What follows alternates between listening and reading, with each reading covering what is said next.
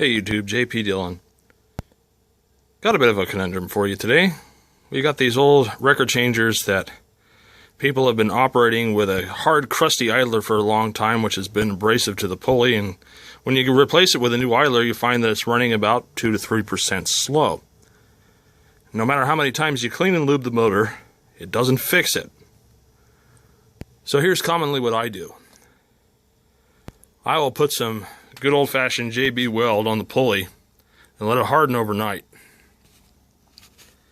And then, I haven't done it yet with this one, but I will machine the pulley so that it's the correct diameter.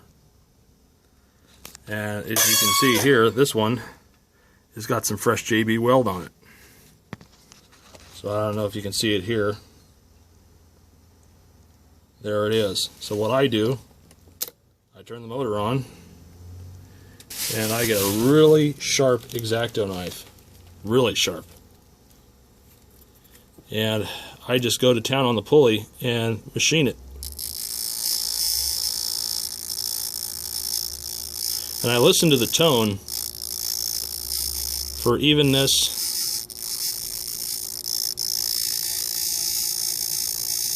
See how the tone's getting more constant there? And there it's not so constant. More of a chatter.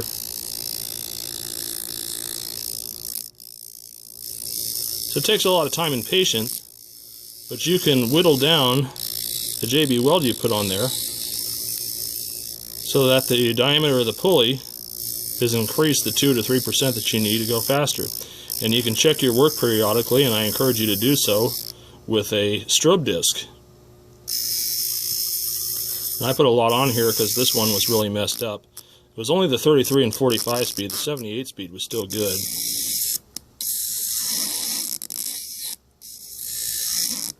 But it's just like machining something.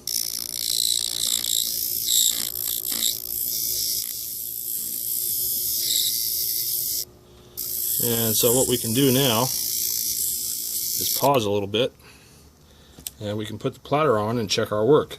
Alright, so with a strobe disc on it, let's see where we're at.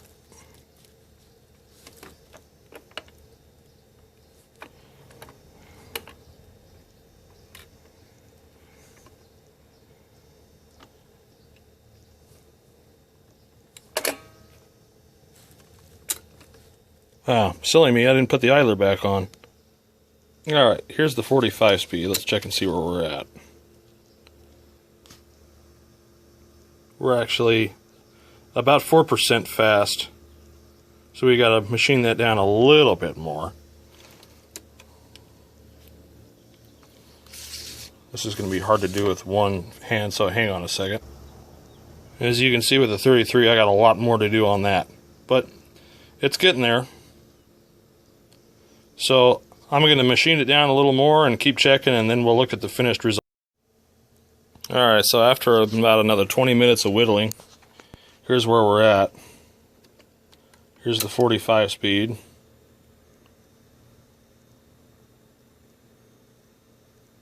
It's about 1% fast. Okay, let's go back down to 33 here.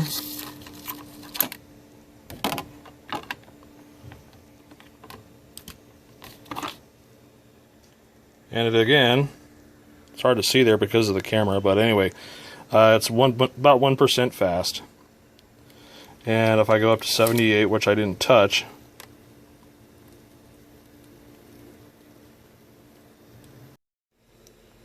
it's about right on the money.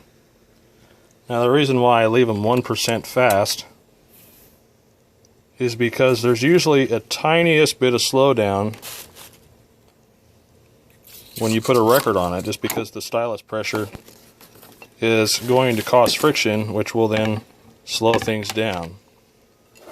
So if I take a 33 and I actually put the stylus on the record,